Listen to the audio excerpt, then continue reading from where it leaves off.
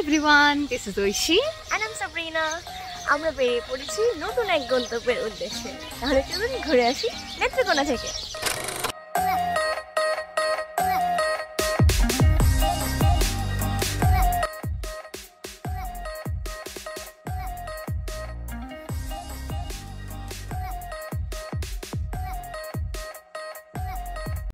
পাহাড় মিস করছেন কিন্তু হাতে একদিনের বেশি সময় নেই, আবার অনেকেই বাসা থেকে রাতে বাইরে থাকার পারমিশন পান না, তাই ঢাকার আশেপাশে ডে ট্যুর দিতে চান, তাহলে এই ভিডিওটি একদম স্কিপ না করে শেষ পর্যন্ত দেখুন।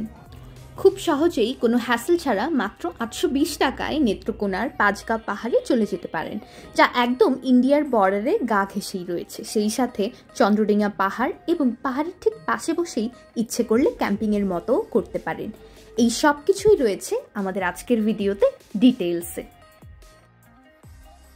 তো আমরা সকালে আনুমানিক 5:45টার দিকে বেরিয়ে পড়ি। আবদুল্লাপুর থেকে মাত্র 250 টাকা বাস ভাড়া দিয়ে চলে যাই নেত্রকোনা। সেখান থেকে লোকাল সিএনজি পাওয়া যায় কলমাকান্দা পর্যন্ত, 120 টাকা করে জনপ্রতি। তারপর কলমাকান্দা থেকে পাঁচগা চন্দ্রডিঙা পর্যন্ত অটো ভাড়া জনপ্রতি 40 টাকা, তবে রিজার্ভ গেলে 400 থেকে 500 টাকা নেবে। আর একটা কথা বলে রাখি, অনেক বাসই রয়েছে যারা আপনাকে ঢাকা থেকে ডিরেক্ট কলমাকান্দা যাবে বলে উঠাতে চাইবে।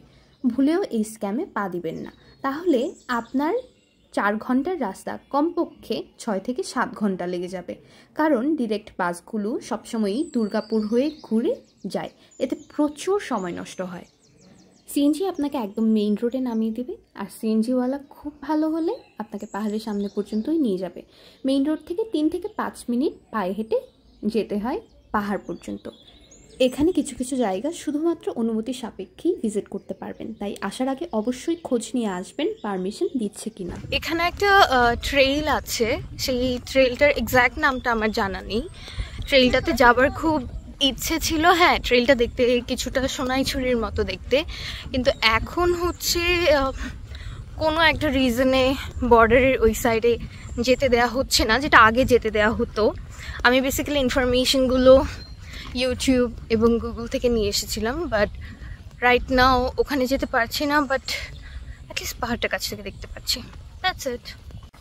অ্যাকচুয়ালি আমরা অনেক এক্সস্টেড, আমরা অনেক আশা নিয়ে এসেছিলাম, বাট দ্য থিং ইজ আমরা মোটামুটি যে রিসার্চ করে এসেছিলাম 6 মাস 9 মাস আগের যে ব্লগগুলো বা 1 ইয়ার আগের যে ব্লগগুলো দেখেছিলাম, ওই টাইমের ব্লগগুলোতে ইন্ডিয়ার এই সাইডের যে কিছু ঝর্ণা ছিল, চন্দ্রডিঙা যে গাছগুলো ছিল, সেখানে আসার পারমিশন ছিল, বাট এখন সামহাও কোনো রিজনে এখানে আসতে দিচ্ছে না। আর দিলেও 30 মিনিটসের মতো টাইম জাস্ট দেখে আপনি বের হয়ে যেতে পারবেন। আর আরেকটা সময়টা পাওয়া যাচ্ছে না। আরেকটা ট্রেইল যে ছিল সোনাইছড়ির মতো দেখতে অনেকটা, ওটা এখন ওইখানে যাওয়াই যাচ্ছে না। সো তো যারা আর কি প্ল্যান করছেন যে ওই ট্রেইল বা এই সাইডটাতে আসবেন ভিজিট করার জন্য, আগে থেকে একটা প্রিপারেশন নিয়ে আসবেন যে এখানে হয়তো বা, আমরা জানি না, আজকে তো দিচ্ছে না, আজকে হচ্ছে মে মাস 2025, কিন্তু পরে দিতেও পারে নাও দিতে পারে। সো এইটা ইনফরমেশনটা আপনি কনফার্ম করে তারপরে এখানে আসাটাই বেটার হবে I guess.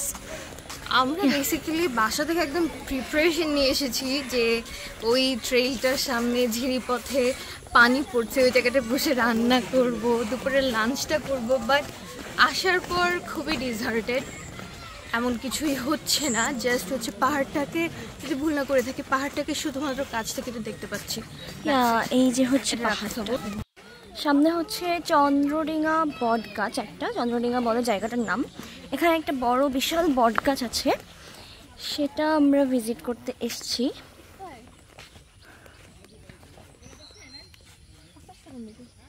I don't know কোন সাইডে বট গাছটা, ওদেরকে জিজ্ঞাসা করো, এসে ওদেরকে জিজ্ঞাসা করো। ভাইয়া বট গাছটা কোন দিকে?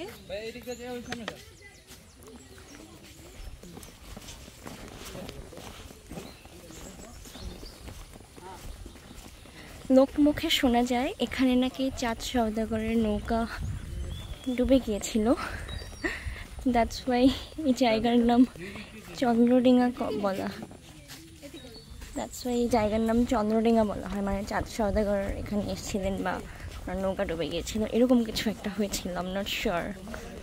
তো আচ্ছা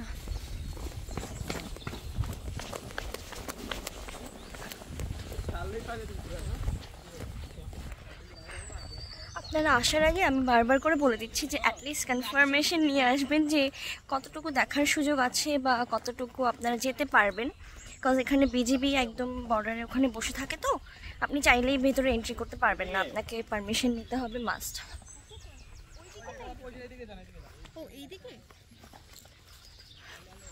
তো মাস্ট বি আপনাকে সেই প্রিপারেশনটা নিয়ে আসতে হবে। ইয়া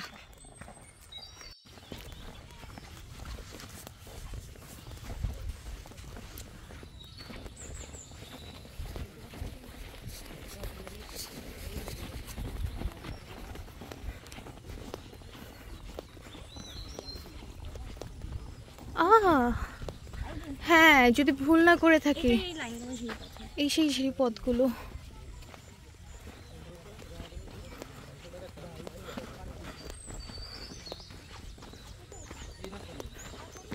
ওই যে সামনে, ওই যে সামনে দেখো ভালো করে,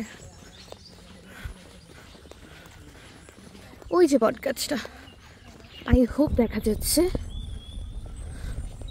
এখানে আসলে ইচ্ছে থাকলেও খুব বেশি সময় স্পেন্ড করার উপায় নেই, কারণ বেসিক্যালি এই জায়গাটায় এখন বিজিবি যে ঢোকার পারমিশন দিয়েছে সেই পারমিশনটাও জাস্ট ফর 30 মিনিটস, এর বেশি কেউ এর ভেতরে থাকতে পারবে না। তো আসলে 30 মিনিটের মধ্যে তো হয় না, কিছু করার নেই, ইটস ফাইন।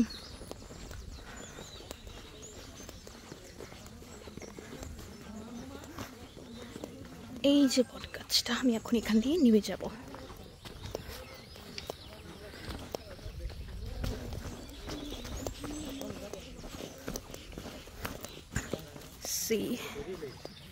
বিশাল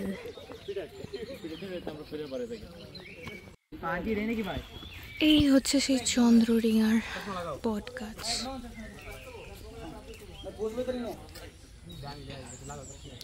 জায়গাটা খুবই সুন্দর, খুবই সুদিং। আই উইশ এখানে একটু বেশিক্ষণ সময় কাটানো যেত। জায়গাটা অসম্ভব সুন্দর। Hello, it's okay. আমাদের বডিগার্ড যে কিনা আসলে বডিগার্ডের কোনো কাজ করে না। হ্যালো, বাচ্চাদের মতো পানি নিয়ে খেলা শুরু করে দিছে। হ্যাঁ,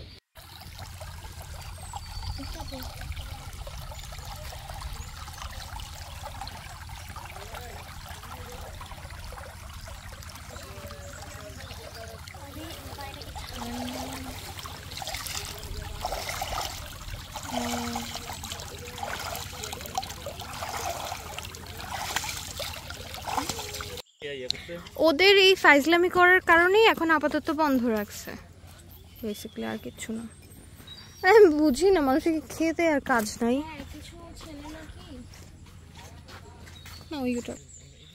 কিছু ছেলে নাকি কালকে না আজকে কয়েকজন ছেলে একদম হাঁটতে হাঁটতে যে তার কাটাগুলো ওই পর্যন্ত একদম ক্রস করে ফেলেছে, দেন ওরা ব্যাক করে এসে বলতে একটু ফান করেছি বা সামথিং লাইক দ্যাট। এটার জন্য আরও স্ট্রিক্টলি আজকে এখানে ঢোকাটা মানা করে দিয়েছে। বাট আমরা ভালো দূর পর্যন্ত দেখেছি, সুন্দর ছিল, অর্থেট অ্যাকচুয়ালি, কষ্টটা অর্থেট, কিন্তু জাস্ট আর একটু বেশিক্ষণ যদি টাইম স্পেন্ড করা যেত তাহলে হয়তো আরও বেশি ভালো হতো। রিল্যাক্স একটা ট্রিপ হবে, হ্যামকটা টানাবো, দুলবো, পাশে রান্না হবে, তারপরে ঝিরির পানিতে গোসল করবো, বাট আলটিমেটলি কিছুই হলো না। এখন অবধি আমরা লাঞ্চও করিনি, আমরা জাস্ট ভাবছি যে এখন বাজে বিকাল 3টা, বাট এখন লাঞ্চ করা তো দূরের কথা, লাঞ্চে রান্না করব কোথায় করব সেটাও বুঝতে পারছি না। আমরা এখন প্লেস খুঁজছি আর কি, খুঁজে একটা সুন্দর প্লেস, সুইটেবল প্লেস পেয়ে রান্না বসাবো। ইয়া টিল দেন আমাদের সঙ্গেই থাকুন। ফাইনালি আমরা আমাদের রান্নার জায়গা খুঁজে পেয়েছি। এই জায়গাটা খুবই নিরিবিলি, ঝিঝি পোকা ডাকছে, খুব সুন্দর একটা ভিউ। এখানে বসে আমরা রান্না করব আর খাবো। মন ভরে পাহাড় দেখে মেইন রোডে উঠে বাম দিকে 2 মিনিট একটু হাঁটলেই অনেকগুলো বাড়ি রয়েছে। ঠিক সেই জায়গাটাতেই একটা বড় গাছের নিচে খুব সুন্দর একটা বসার জায়গা ছিল। সেখানে আমরা কিছুটা ক্যাম্পিংয়ের মতো করেছিলাম। ঠিক পাহাড়ের সামনে বসেই দুপুরের খাবার রান্না করেছি। এই জায়গাটা বেসিক্যালি এতটা সুন্দর ছিল যে আমরা 4 ঘন্টার জার্নি, মোটামুটি 6.5 ঘন্টা করেও এতটা টায়ার্ড ছিলাম, এরপরও আমাদের এক ফোঁটাও খারাপ লাগা কাজ করছিল না যে রান্না করতে হচ্ছে বা এনজয় করতে পারছি না। রান্নাটাই তখন আমাদের কাছে অন্যরকম ভালো লাগছিল। এটা হচ্ছে আমাদের আজকের লাঞ্চ। আমরা আজকে লাঞ্চে খাচ্ছি হচ্ছে বেগুন ভাজা, আর এটা হচ্ছে চিকেন কারি করা হয়েছে আলু দিয়ে, সাদা ভাত, সব কিছু আমাদের এখানে রান্না করা হয়েছে, অ্যান্ড চা বসানো হয়েছে। আর এই খাবারগুলো আমরা খাচ্ছি এই পাহাড়ের সামনে বসে, যেটা নেত্রকোনায়। রান্না করার জায়গাটার ঠিক পেছনেই খুব সুন্দর দুটো গাছ ছিল। এখানেই আমরা আমাদের হ্যামকটা বাঁধি আর হ্যামকে বসে পাহাড়ের অতুলনীয় সৌন্দর্য উপভোগ করতে করতে আমরা আমাদের লাঞ্চ শেষ করি এবং তারপর একটু চা খেয়েই বেরিয়ে পড়ি ঢাকার উদ্দেশ্যে।